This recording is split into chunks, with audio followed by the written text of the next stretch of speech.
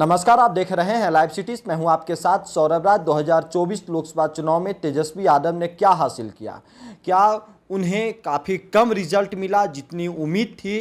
क्या उस उम्मीद के मुताबिक तेजस्वी यादव को रिजल्ट मिला? इसके ऊपर विस्तार से बात करने के लिए आरजेडी के राष्ट्रीय प्रवक्ता सुबोध मेहता हैं। इनसे बात करेंगे कि जिस तरीके से जो नज़र आ रहा था तेजस्वी यादव को लेकर के ग्राउंड में, क्या उस हिसाब से तेजस्वी यादव को कुछ मिला या फिर इन लोग पीछे रह गए? सुबोध जी, आप लोग ग्राउंड में थे, तेजस्वी यादव हेलीकॉप्टर से घूम रहे थे, सभी जगह पे जा रहे थे, जो दिख रहा था वो रिजल्ट नहीं आया। सिर्फ तेजस्वी यादव आरजेडी के खाते में 4 सीटें आई, 4 उम्मीदवार आपके जीते, बाकी सब हार गए। देखिए सौरभ जी, सबसे बड़ी बात यह है कि लगातार जो हमारे नेता हैं, सम्मानित नेता हैं तेजस्वी प्रसाद यादव जी और लालू जी ने लगातार इंडिया अलायंस को मजबूत करने के लिए देश में ही एक ऐसा माहौल बनाया जिसमें उनका अहम रोल रहा कि नरेंद्र मोदी आज हाशिए पे दिख रहे हैं। जो वो कहते थे 400 पार, ये 240 भी नहीं पार कर पाए।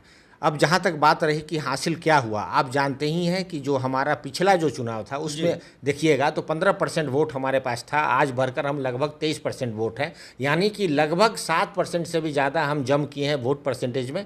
आज हम कह सकते हैं कि नंबर 1 पार्टी अगर बिहार में कोई है, बिहार विधानसभा में और लोकसभा के रिजल्ट के परसेंटेज ऑफ वोट में, तो राष्ट्रीय जनता दल है। हमारा जो है लगभग 23 पे चला गया है। उनका बिहार में आप लोग नंबर 1 है। नंबर 1 पार्टी अगर बिहार में निकली है, ये मानिए तेजस्वी यादव जी का जो 17 महीने का कार्यकाल और जो पढ़ाई, दवाई, कमाई, सिंचाई का जो पूरी पॉलिसी के ऊपर बिहार की जनमानस ने उनको सम्मान दिया, उसी को रिप्लिकेट किया है ये लोकसभा के चुनाव में। लेकिन ये कह सकते हैं कि हमें सीट 4 आई, हमारी सीट और ज़्यादा बढ़ सकती थी, नो डाउट। लेकिन जो परसेंटेज आया है, वोट परसेंटेज का जो जंप हुआ है, इससे माननीय तेजस्वी प्रसाद यादव जी के विजन को और क्लियरिटी मिलेगा। और हम ये कह सकते हैं कि 2025 का जो चुनाव है, जो आने वाला है बिहार विधानसभा का चुनाव, उसमें भी आप देखिएगा कि हम लोग नंबर 1 पार्टी लेके खुद जो है इंडिया अलायंस की वहाँ सरकार बनेगी। और जहाँ तक रही बात जेडीयू की और भाजपा की, तो ये दोनों पार्टियाँ जो है लगभग 5% का वोट शेयर डिप किया है। सीट उनको आ गई, ये first past the poll system का ये माहौल है, जो वो सीट आ गई उनको। लेकिन परसेंटेज देखिएगा तो दोनों पार्टियां जो है 5-5% का डिप हुआ है, हमारा 7% का अप हुआ है वोट। अच्छा, ये बताइए कि तेजस्वी यादव को वोट कौन दिया? कहाँ से इतना वोट आया? तेजस्वी यादव को कहाँ कहाँ से वोट मिला इस लोकसभा चुनाव में? देखिए, तेजस्वी यादव और राष्ट्रीय जनता दल का एक कॉमन परसेप्शन बनाया जाता है कि एम बाय समीकरण, लेकिन उससे इतर हट के अगर इस बार का चुनाव देखिएगा तो जो उन्होंने जो बाप का कॉन्सेप्ट लाया था, A to Z का कॉन्सेप्ट लाया था, तो हम ये कह सकते हैं कि जो आपका बक्सर हो गया या फिर पाटलिपुत्रा हो गया, ये 2 कॉन्स्टिट्यूएंसी ऐसा हमें एक केस स्टडी है, A to Z पॉलिसी का केस स्टडी है। इस केस जहानाबाद हो गया, पूरा शाहबाद और पूरा मगध का जो एरिया देखिएगा आप, हम लोग ने बहुत अच्छा काम किया। इसमें 2-3 फैक्टर कंट्रीब्यूट किया है उन चीज़ों पे। एक तो जो सबसे बड़ा बात है कि इन क्षेत्रों में कुशवाहा समाज का बहुत अच्छा जनसंख्या है और लगातार जो है हम लोग जगदेव जयंती मनाते रहे हैं। लगातार अशोक के चक्र जो कि संविधान के प्रतीक हैं, और संविधान के प्रतीक होने के कारण संविधान के विरोध नरेंद्र मोदी जी काम कर रहे थे। ये बात हम लोग सफलतापूर्ण अम्बेडकर परिचर्चा के माध्यम से, अशोक जयंती मनाकर, अशोक के ऊपर जन चौपाल कर कर, जगदेव जयंती मनाकर हम लोगों ने इस बात को मजबूती से 2-3 सालों में इस पूरे मगध और शाहबाद के क्षेत्र में हम लोगों ने काम किया, जिसका कारण है कि ये वोट जो है आरजेडी के कुशवाहा समाज आरजेडी को वोट दिया इस बार। देखिए, कुशवाहा समाज मैं कह तो रहा हूँ, पूरे मगध में और शाहबाद में खासकर ये एरिया जो ऐसे हैं जहाँ पे मोर देन 50%, कहीं कहीं कॉन्स्टिट्यूएंसी में 80% भी वोट कुशवाहा का टर्न कर गया तो आरजेडी के पक्ष में। कुशवाहा समाज तो एनडीए के साथ हमेशा जाती रही है, उधर वोट गिरते रहा, लेकिन इस बार कैसे इधर आ गया? वही तो मैं कह रहा हूँ कि वो कोर वोट नीतीश कुमार मानते हैं इसको अपना। लेकिन इस बार जो हम लोगों ने मेहनत किया ग्राउंड पे, और ये मेहनत आज का नहीं था, पिछले 3 सालों से लगातार हम लोग अशोक चक्र को धूमिल करने की साजिश को लेकर, नरेंद्र मोदी जो साजिश रच रहे थे, संगोल को कभी ला रहे थे, कभी जो है दया प्रकाश शर्मा के थ्रू सम्राट अशोक का भद्र व्यवहार कर रहे थे, जिस पे हम लोगों ने मुहिम चलाया, एफआईआर किया, 14 एफआईआर हम लोगों ने किया, जो सांस्कृतिक प्रकोष्ठ के अध्यक्ष थे उनके दया प्रकाश सिन्हा के ऊपर। और ये बात हम लोग जन जन तक ले जाने में सफल हुए इस पूरे क्षेत्र में, और जिसका कारण है कि ये तब्दील हुआ। और यहाँ तक देखिए काराकाट में भी, काराकाट में लोग कहते हैं कि भाई पवन सिंह के कारण उपेंद्र जी तीसरे नंबर पर चले गए। ऐसा नहीं है, अगर आप माइन्यूटली उसको स्टडी कीजिएगा तो उपेंद्र कुशवाहा भी हर विधानसभा में, चाहे ओबरा हो, चाहे गो हो, चाहे उनका काराकाट हो, हर विधानसभा में 40 से 50 हज़ार माइनस में वो गए हैं। यानी कि वहाँ भी जो कुशवाहा समाज जो था, जो आरजेडी के पक्ष में, इंडिया अलायंस के पक्ष में, वहाँ भी वोटिंग किया हुआ है। तो बहुत लोग ये कहते हैं कि पूरा शाहबाद और जो आपका मगध का जो क्षेत्र है, ये क्षेत्र में कुशवाहा एकदम तब्दील कर गया।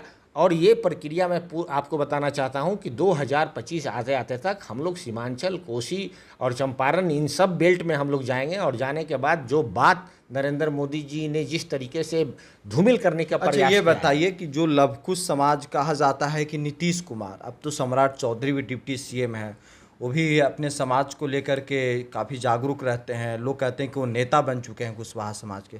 2025 विधानसभा चुनाव में किधर देखते हैं ये वोट? देखिए, सम्राट चौधरी जो हैं, यही बात लगातार हम लोग जनता के सामने कर रहे हैं। जो सम्राट चौधरी जो बात को समझ नहीं रहे हैं, पुष्यमित्र के गोद में बैठकर जो सम्राट अशोक के वंशज जो हैं, बृहद्रथ मौर्य जो अंतिम शासक थे, उनकी हत्या किया पुष्यमित्र सिंह।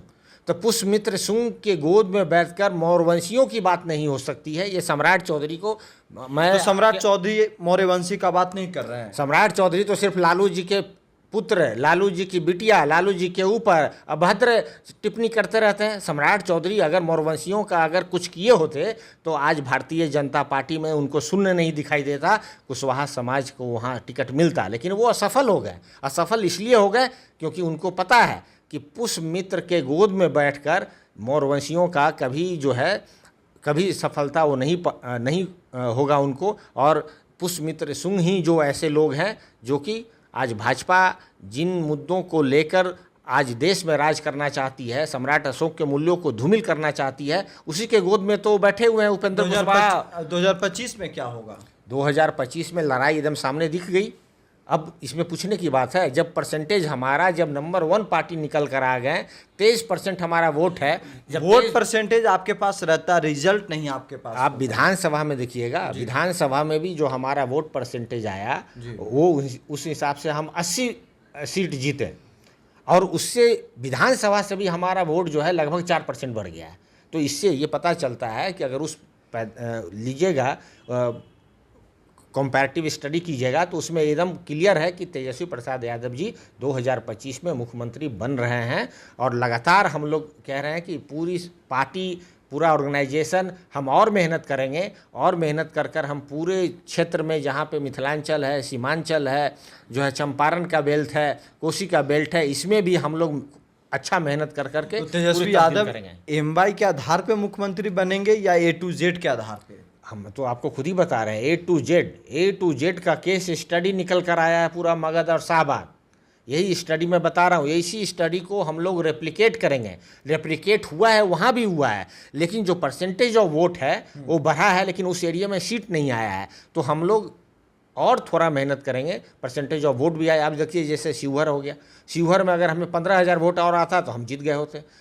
सारण हो गया, हमें 7,000 वोट और आता हम जीत गए होते। अररिया हो गया, सीमांचल में देखिए हमें 10,000 वोट और आता हम वहाँ जीत गए होते। तो हम सीट को कन्वर्ट भी कर लेते हैं, लेकिन कुछ त्रुटियां रह गई। हम लोग पूरे मजबूती के साथ, पूरे ऑर्गेनाइजेशन को लेके साथ में चलकर इस 2025 का जो लड़ाई है वो लड़ाई को हम लोग जीतेंगे। और माननीय नेता तेजस्वी प्रसाद यादव जी बिहार के भविष्य हैं, बिहार के मुख्यमंत्री होंगे। मुख्यमंत्री बनाइएगा? अरे मुख्यमंत्री तो एकदम है, मुख्यमंत्री तो वोट परसेंटेज के आधार पे मुख्यमंत्री ऑलरेडी नंबर 1 पार्टी उनके नेतृत्व में जब बन गया बिहार में। और भारतीय जनता पार्टी जो कि कहते हैं कि विश्व की सबसे बड़ी पार्टी है, बिहार में बड़ी पार्टी नहीं बन पा रही है। बिहार में बड़ी पार्टी नहीं बन पा रही है। और पूरा ये जो इलेक्ट्रल डेमोक्रेसी है, इस लोग नंबर 1 है। देखिए इस बार का जो डेमोक्रेसी था, इलेक्शन था, वो कंटेस्ट के ऊपर कैंडिडेट के बीच में कोई तालमेल नहीं था। तालमेल इसलिए मैं कह रहा हूँ कि एक बीजेपी जहाँ पे ब्यूरोक्रेसी, मीडिया और मैसिव पैसा, एक तरफा वो लोग का नंगा नाच चल रहा था, हम लोग के पास जनता था। जनता नरेंद्र मोदी के खिलाफ खड़ी हो गई थी, जनता इंडिया अलायंस के पक्ष में खड़ी हो गई थी, और जनता जो है नरेंद्र मोदी के खिलाफ में खड़ी हो गई थी। लड़ाई इसकी थी, इसी लड़ाई को हम लोग आगे ले चलेंगे कि संविधान के मूल्यों को जो विखंडन करने की जो साजिश है भारतीय जनता पार्टी और नागपुर वालों की, ये साजिश को हम कामयाब नहीं होने देंगे। और बिहार में देखिएगा 2025 में ये नंबर 1 सिर्फ वोट में ही नहीं, ये नंबर 1 हम सीट में भी और सरकार में भी बना के और मुख्यमंत्री की कुर्सी पे भी नंबर एकदम। चलिए, शुक्रिया, थैंक यू हमारे साथ बात करने के लिए।